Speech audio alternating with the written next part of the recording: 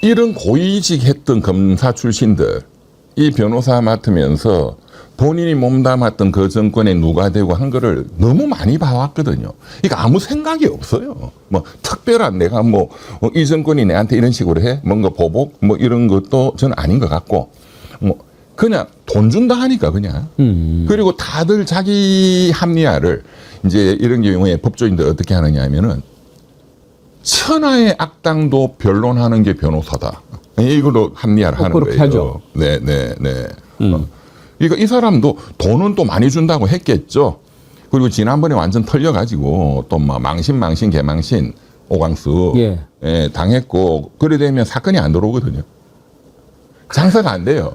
그러니까 통일교에서 또 뭐 돈 주고 해달라 하니까 그냥 지금 보면 이런 자 같으면은 진짜 진작 자르기를 정말 잘한 거죠. 맞습니다. 그리고 이 사람은 수사를 그때 해야 된다고 저도 말씀을 드렸던 것 같은데 이 수사를 당하고 있는지 왜냐하면 그때 차명 대출, 차명 부동산 이거는 범죄거든요. 범죄죠. 그걸 그냥 자른다고 끝날 일이 아닌데. 맞습니다. 뭐 부적격이라 꼭 그만둔 게 아니라 범죄를 저질렀으니까 그것도 수사를 해야죠. 아무리 민정수사가 아니라 맞습니다. 민정수사가 할아버지를 지냈어도. 그것도 특수부장할 때. 그런데 사실 제가 검사들을 너무너무 싫어하는 게 검사 출신이라 하면 저는 사람 취급 안 합니다. 검사를 뭐 1년을 하고 그만뒀다. 그래도 비슷해요. 그러니까 2,500명 검사 중에 무슨 정치 검사만 나쁘고 이런 게 아니고 검사를 하면 사람이 이렇게 이상해져요? 완전히 악마화가 되는 거예요. 왜? 너무 전 세계에 없는 너무 많은 특혜를 주는 거거든. 너무 많은 권력을 주는 거예요. 무뎌지죠. 예. 그것도 젊은 나이 때부터. 또 영감님 떠받들고. 그러니까 사람이 도는 거야. 그러니까 마약 중독이나 이런 사람들이 이 뇌에 우리 의사 선생님들 물어보면 뭐 전두엽의 어느 부위가 세포가 파괴된다. 예. 알코올 중독도 마찬가지고. 예. 권력 중독도 그렇다는 거예요. 판단을 못 하죠. 그게 오래되면. 그러니까 검사를 그러니까 오래 할수록 더 심해지겠죠. 예. 그래서 제가 검사 출신들은 제가 항상 만나면 너는 돌을 좀 닦아라. 인간이 되려면. 그거를 이렇게 빼려면 너가 안 빠져. 예. 이 뇌가 썩었기 때문에. 그래서 뭐 오광수도 그렇고 저는 하도 이런 사람들 많이 봐가지고 그래서 제가 조은석 내란 특검도 믿지를 않는 거예요. 그 조은석 특검 얘기는 조금 이따가 하고 그러면 지금 이런 통일교가 오광수 선임하고 이럴 때 대체로 얼마 정도 줘요? 금액. 와, 근데 통일교는 배팅이 셀 것 같아요. 그러니까요. 한학자 또 하나님을 지금 하나님을 살리는 건데. 예. 사실 그 사이비 종교는 교주가 죽으면 그 종교가 없어져요. 맞습니다. 근데 뭐 무슨 뭐 돈이 뭐가 필요하게 그 궁전 다 팔아갖고도 살려낸 지간에 그래서 얼마나 줬을까 궁금해요. 그러니까 지금 그 노리는 게 이런 사람들 그리고 오광수 변호사가 이제 특검 또 만나러도 갔다 왔다 이런 보도도 나오대요. 그러니까 이제 지금 노리는 거는 첫째는 한학자 총재를 소환을 안 하는 게 첫 번째 목표. 두 번째 소환은 불가피하겠죠. 구속을 안 시키는 게 이제 제일 중요한 목표죠. 만약에 불구속이 성공이 됐다. 또 이제 영장심사에서 기각됐다. 한덕수처럼. 그러니까 특검에서 이제 뭐 불구속 기소. 이렇게 되면은 기본이 100억이죠. 네. 그 정도예요? 100억은 약한 거예요. 아, 그래요? 네. 그 옛날에 뭐 재벌 회장님들 성공 보수가 100억이라고? 불구속으로 그게 제일 하면 중요한 거니까요. 불구속만 시켜주면 100억 줍니다. 아니 그 과거에 그 재벌 회장들 뭐 박근혜 정부 이럴 때 재벌 회장들 불구속의 성공 보수가 100억이었어요.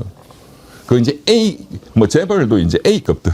셀 줄은 알았지만 100억이면은 빌딩 하나 주는 거네. 뭐 강남에. 그렇다고 볼 수도 있겠죠. 지금은 더 올랐을 수도 있습니다. 박근혜 때 제가 100억이라는 거는 정확히 아니까요. 그럼 더 올랐겠네요. 벌써. 그렇죠. 그리고 이제 통일교는 또 배팅이 더 셀 수도 있으니까. 이야. 질문을. 근데 제가 보기엔 이제 오광수나 뭐 또 뭐 김오수 전 뭐 검찰총장 했던 사람 뭐 이런 분들이 법조계에서 정말로 실력 있고 뭐 어떤 유명한 어떤 그런 날린 사람들은 아니거든요. 오광수는 대통령하고 친하다는 것밖에 없잖아요.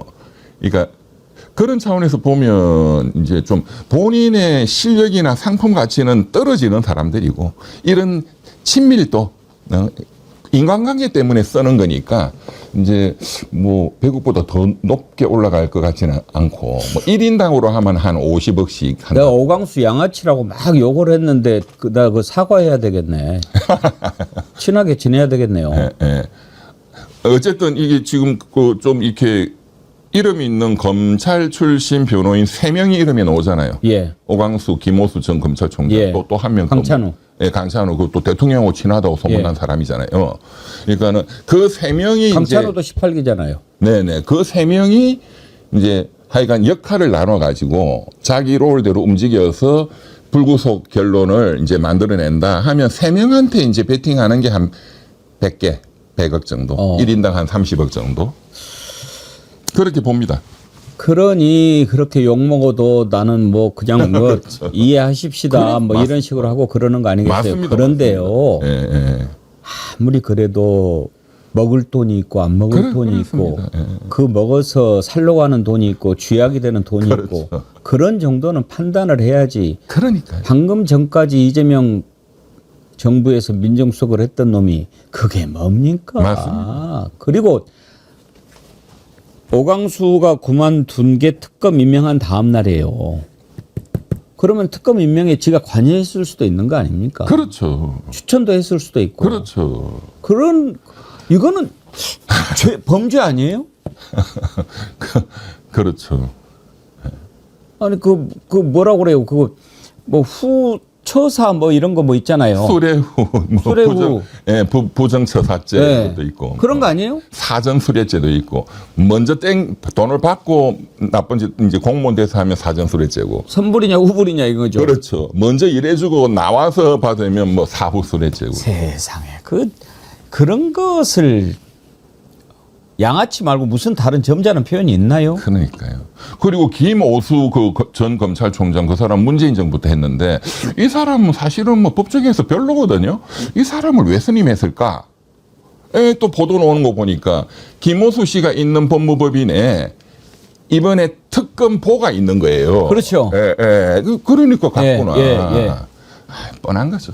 그 특검보는 저도 친한 또 후배인데. 그 특검은 어떤 사람입니까? 사람은 굉장히 괜찮습니다. 아니 뭐 좋고 안 좋고를 떠나서 흔들릴 사람입니까 아닙니까? 수사. 근데 이게 모릅니다. 제가 20년, 30년간 봐온 이 사람은 굉장히 강직한 진짜 정말로 보기 드문 검사다. 돈 앞에는 장사가 없더라고요.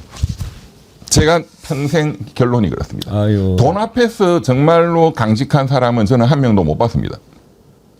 그리고 돈이라는 것도 솔직히 말해서 사업하는 사람들, 이 재벌들이나 이 한학자가 보면 진짜 자기들은 애들 용돈도 안 되는 2, 30억 지어주면 그냥 넘어가는 거예요. 평생 돈을 갖고 움직이고 살았던 사람들은 다 돈으로 보일 거예요. 그렇죠. 쟤들 그냥 용돈 좀 줘. 그러면 알아서 해. 이렇게 보거든요. 근데 검찰총장 했다, 정무수석을, 민정수석을 했다, 이런 사람들이 거기에 그냥 납작 엎드려서 큰절했을 겁니다. 아마. 권성동에는 큰절을 2번이나 했다는 거 아닙니까? 이 사람들도 큰절했을 거예요. 근데 권성동에는 사람이 그렇게 훌륭해요? 큰절을 2번이나 했는데 돈을 안 받았대요. 나 그렇게 훌륭한 국회의원 처음 봤어요. 네. 존경하기로 했어요. 그렇죠. 네. 네. 여기 로마에 가면 로마법을 따라야 되고 뭐 기독교 가면 그러니까요. 기독교 뭐 그러니까 통일교 가서는 큰절 한다고 그래가지고 큰절 2번이나 하고 돈도 하나도 안 받고 이렇게 훌륭한 정치인이 근데 저는 권성동이가 너무 대놓고 부인을 하잖아요. 예. 증거가 또 그 중식당 가기 전에 예. 사진도 찍었잖아요. 사진까지 나왔잖아요. 다 그거를 증거를 남기거든요. 그걸로 또 협박을 해야 되니까. 그리고 끝나고 나서 문자도 보냈잖아요. 약수 하나만 잘 쓰시라. 그건 사실은 너 줬다는 증거를 남겨놓은 거죠. 그렇죠. 예. 권성동이도 문자 받는 순간 알죠, 당연히. 예. 야, 이 새끼 이런 것까지 보내 이게 나를 엮으려고. 그런데도 전혀 없습니다. 저는 그러니까 걱정하는 게 뭐냐. 이제 일련의 흐름을 봐야 되잖아요. 이제 그런 김현정이든 제가 말씀드리는 그런 0.1%의 법조 카르텔이 움직였다.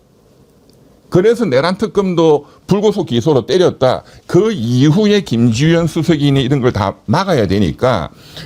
그런데 그런 연장선상에서 어제 집사 게이트의 가장 중요한 놈도 3명 다 법원이 기각시켜버렸고 그러니까. 영장을. 네, 네. 권성동이도 본인이 확신을 하고 있는 거예요.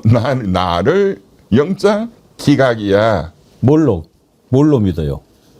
저는 그 권성동 의원 그 말하는 태도 눈빛을 보니까 그러니까 잘 아니까 믿을 구석이 있어야 될 거 이 아닙니까? 법적 카르텔 이게 권성동이를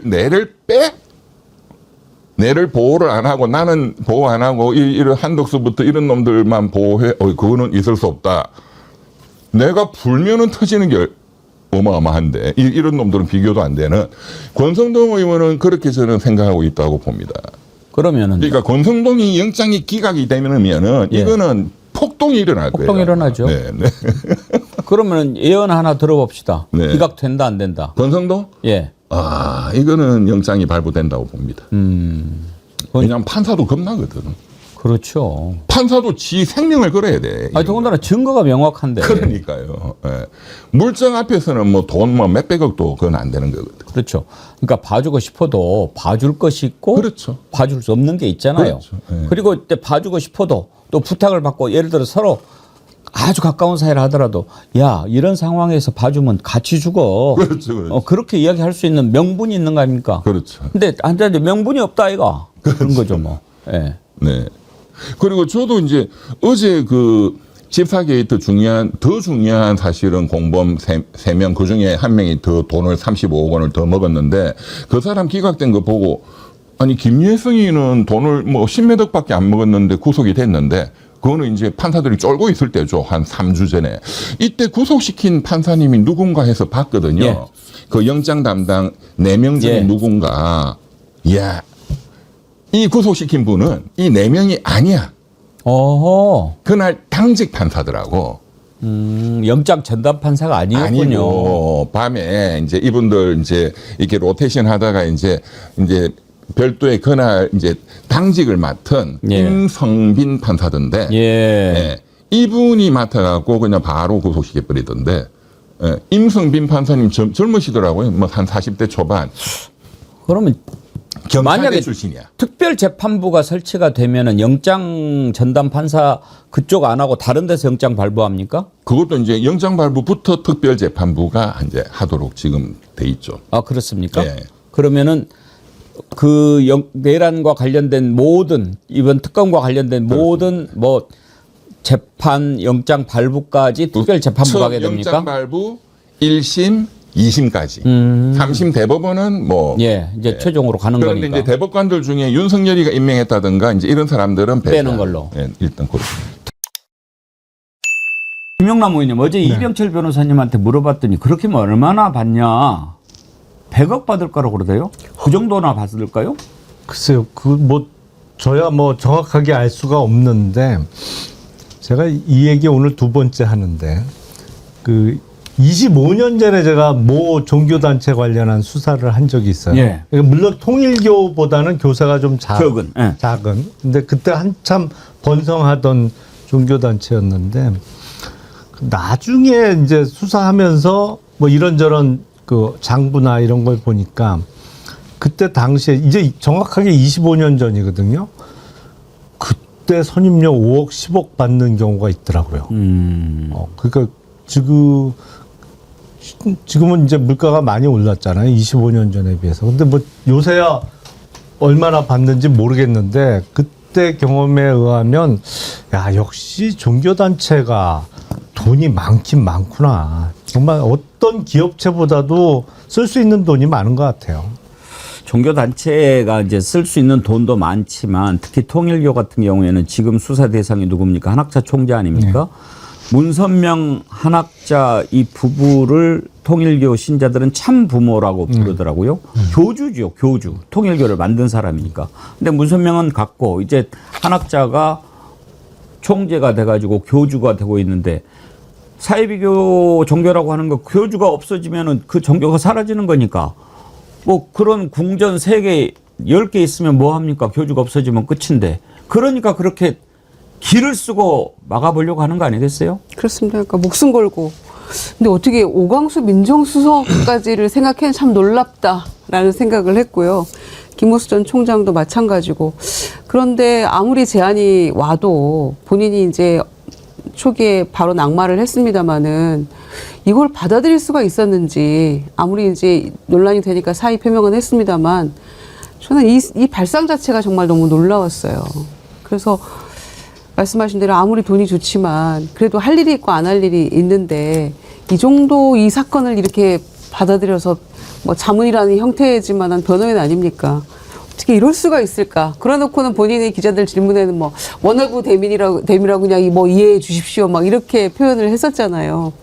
도저히 원어브 대무로 이해가 안 되는 겁니다. 이분이 굉장히 제일 중요한 역할을 할 거라고 모든 사람들은 믿어 의심치 않기 때문에 그래서 많이 실망스러웠는데 뭐 이제라도 바로잡아지는 것 같아서 다행이긴 합니다만 부적절한 이런 뭐 그 변호인들과의 접촉도 좀 많이 걱정이 됩니다. 민중기 특검 관련해서도. 뭐 그 일단 오광수 민정수석은 민중기 특검은 못 만났다고 하죠.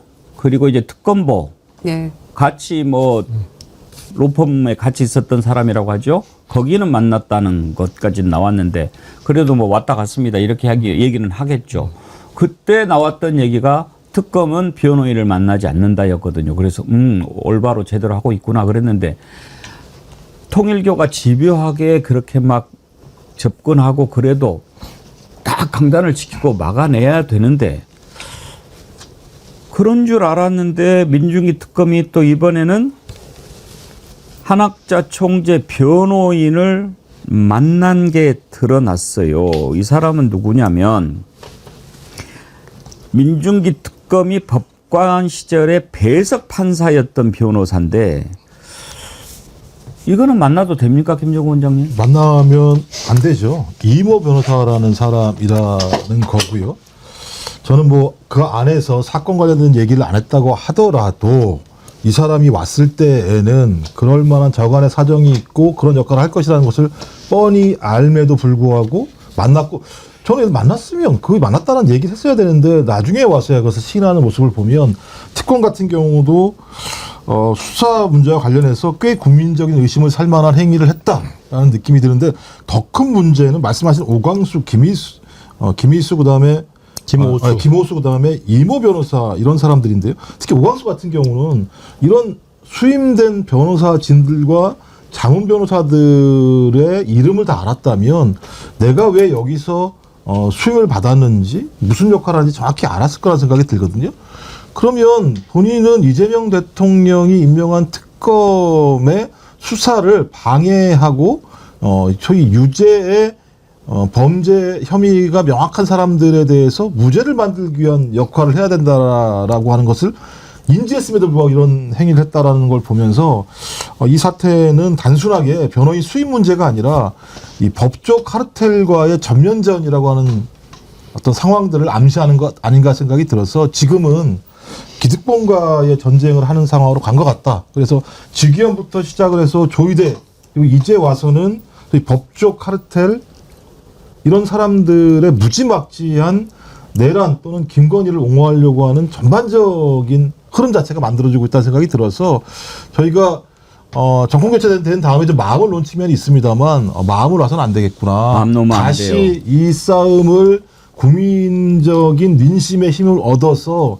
돌파하지 않는다면 전 내란 문제가 어느 순간 중간에 대강 봉합되고 좌초할 수도 있지 않겠는가라고 하는 굉장히 큰 우려심을 갖게 되는 이런 상황입니다. 박영식 에디터님. 예. 지금 이제 특검에서는 이렇게 밝혀요.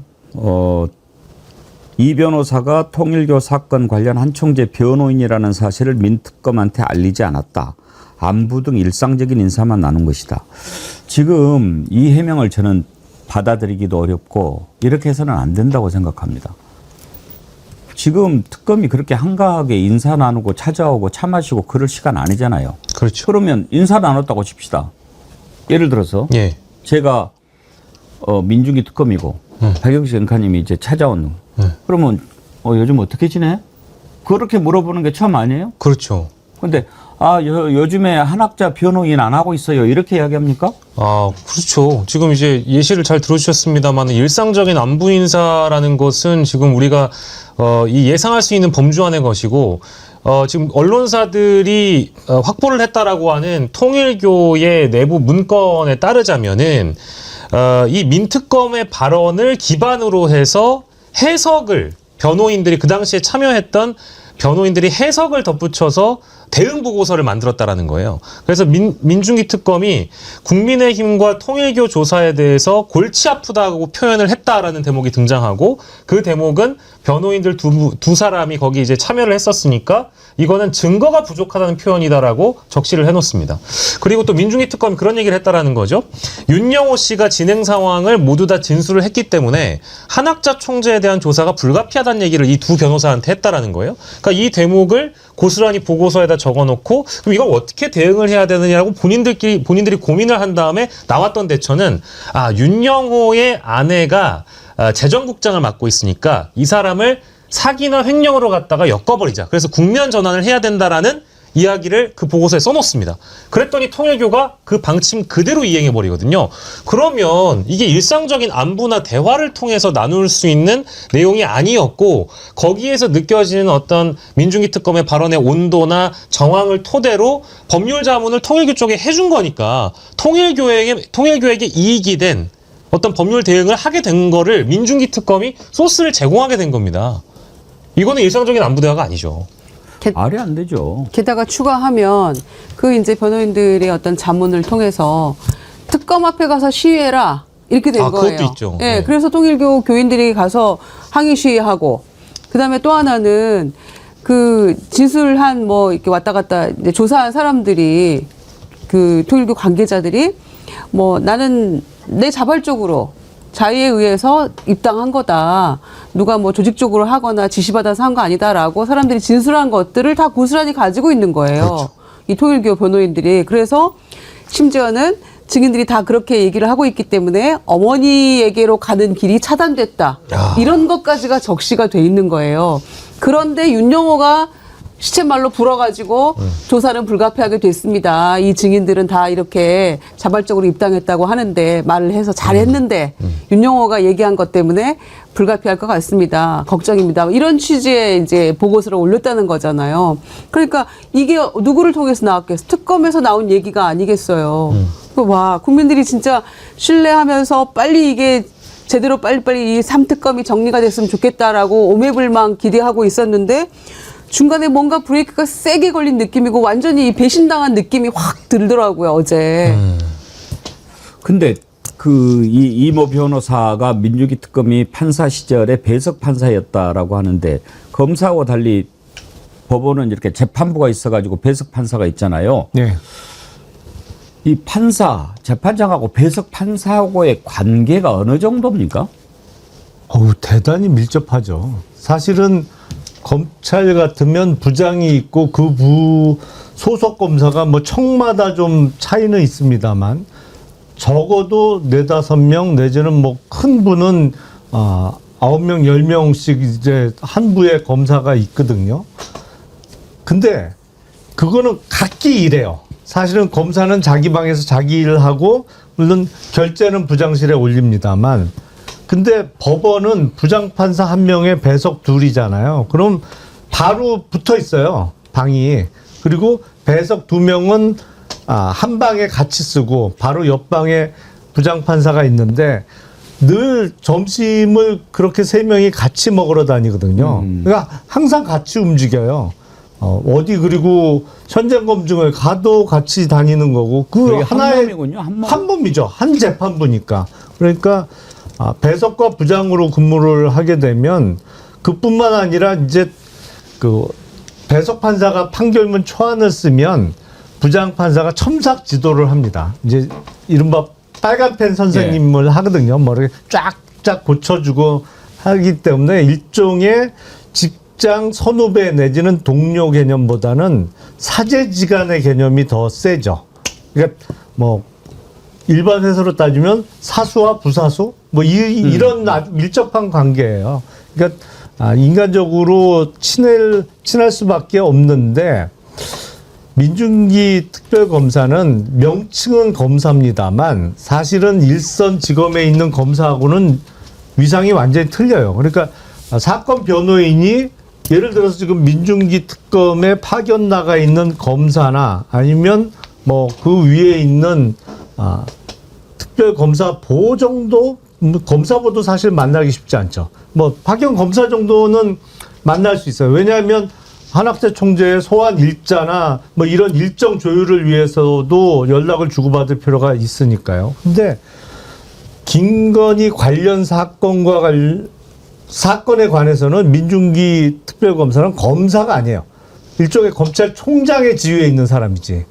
이게 사건 변호인 만나면 안 돼요, 기본적으로. 그러니까 실망스럽습니다. 그러니까 이제 변호인을 만나면 안 되니까 한학재 변호인인 걸 몰랐다라고 얘기를 아니, 근데 하지만 나눈 대화는 사건 얘기 많이 했구만요, 뭐. 그거 안 하고 뭐하러 만나겠어요? 그러니까 보고서 내용 보면 다 사건 관련한 얘기 이런저런 얘기 많이 했는데요. 뭐. 아니 이 변명이 말이 안 되지 않습니까? 그 변호인이 특검보를 만나고 돌아가는 길에 민중기 특검 계신가 하고 들러서 인사하고 갔다 이 얘기인데 그래서 내가 한학재 총재의 변호인은 아니다 이런 얘기를 했다는 건데 이게 말이 됩니까? 그리고 배석 판사였으면은 아니 자네 어쩐 얘기인가 뭐 이렇게 얘기가 나왔을 거 아니에요. 근데 그러면은 이제 지금 우리가 정말 마음이 불편한 게 내란 세력들 정리하고 김건희 죄 밝혀내고 이제 이렇게 해서 빨리빨리 처벌을 해야 될 텐데 다른 것도 아니고 우리가 특검을 걱정하고 있으면 되겠습니까?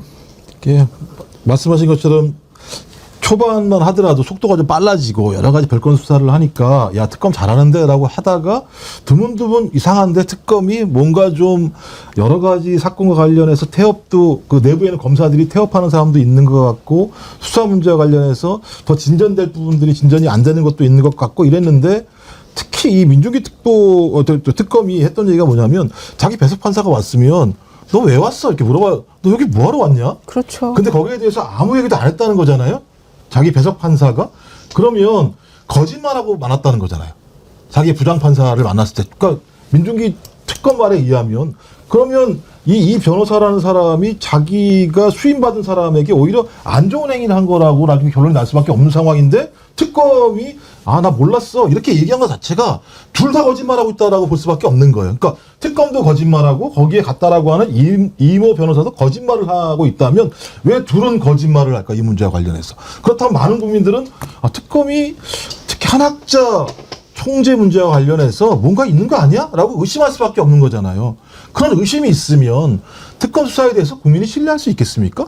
특검 수사에 대해서 신뢰하지 않게 된다면 어떤 결론이 나온다고 하더라도 특검 전체에 대해서 여러 가지 예를 들면 신뢰 기반 자체가 무너졌을 때 저는 이걸 어떻게 감당하려고 하지? 민중기 특검이? 근데 이 행위가 벌어졌는데 그 이후에 한 내용들을 들어봐도 그냥 아니야 이 사건 몰랐어라고 퉁치고 넘어갈 수 있는 건가라는 고민이 있어서 모르겠어요. 왜 이런 일들이 계속 벌어지고 있는 건지. 그래서 저는 법적 카르텔이 참 무섭다라는 생각이 들 때가 있어요. 저는 사실은 이 사건과 관련해서 통일교를 비롯한 그 종교단체 관련 수사가 이 사건의 분수령이 될 거라고 생각을 했어요. 왜냐하면 제 경험에 의하면 종교단체가 제일 세요. 이른바 뭐 돈이면 돈, 백이면 백, 모든 면에서 제일 세요. 그러니까 가장 어려운 상대예요. 수사하는 입장에서는. 당장 오늘 보세요. 뭐 방금 전에 속보가 떴던데 미국의 국무부 장관을 지냈던 폼페이오가 지금 한학재 총재를 적극 옹호하는 메시지를 내놨잖아요. 이게 뭐겠어요. 그만큼 센 거예요. 이게 국내 영향력뿐만 아니라 해외까지. 그거는 통일교뿐만 아니라 웬만한 이른바 메이저 종교단체는 비슷합니다. 그래서 자칫 잘못하면 여기서 꺾이면 이제 나머지가 엉망되는 거예요. 그래서 이 수사가 완전 분수령이 될 텐데 이거를 잘 넘어가야 이 고비를 잘 넘어가고 이걸 잘 뚫고 가야 그 다음 수사로 쭉쭉 넘어갈 텐데 지금 하여튼 고비는 세게 왔어요. 제가 보기에. 하나만 첨언을 하자면 그 전관 변호인단이 민중기 특검을 만나러 간 거는 저는 과정 중에 하나라고 보는데 전관 변호인단이 보통 이제 그 공소장이라는 건 국회 보고가 자주 되니까 국회로 공소장 윤영호 세계본부장과 관련된 공소장이 국회에 보고되자마자 전관 변호인단이 자신들이 어떻게 또 그 공소장을 바로 구해냅니다. 그래서 그걸 일단 검토를 하거든요. 윤영호의 공소장에 담겨 있는 내용을 쭉 검토를 하고 이 민중기 특검팀이 통일교의 교리라든지 한학자가 했던 얘기들을 대부분 다 공소장에 이제 기록을 해놓은 것을 인지를 하고 나서 민중기 특검이 한학자 총재를 언제쯤 불러서 조사할 것인지, 실제 기소를 어느 정도 할 것인지 판단의 그 여부를 그걸 듣고자 확인하고자 간 겁니다. 그러니까 공소장을 윤영호 거를 본 다음에, 그런 다음에 민중기 특검을 만났다라고 보는 것이 합리적이어서, 이거는 내용을 전반적으로 대부분 다 파악을 해놓고 나서 특검에게 확인을 하러 간 거라 그게 더 괘씸하다라는 거예요. 그렇죠. 뭐 통일교가 지금 뭔 일을 못 하겠습니까? 야, 누가 지금 제일 확실하겠어? 오광수 그래 민정수석 했었지. 이 사람이면 특검 잘 알지 않겠어? 야, 그리고 특검이 판사 출신인데 배석 판사 지금 변호사 하고 있는데 막 이런 식으로 다 하겠죠. 그리고 지금 가지고 있는 언론 있잖아요. 한국에는 세계일보, 미국에는 워싱턴 타임스. 뭐 이런 데도 지금 영향력을 막 발휘해서 폼페이오도 그런 거 아니겠습니까? 뭐 그렇겠죠. 뭐 거기 뭐, 미국에도 언론 매체를 갖고 있고, 그 사실은 교인뿐만 아니라 이 평소에 관리를 철저하게 했겠죠. 일종의 뭐 좋게 표현해서 관리입니다만, 제가 보기에는 폼페이오 전 국무부 장관의 그 메시지는 보면 제가 느끼기엔 단어 하나하나마다 돈 냄새가 풀풀 나요.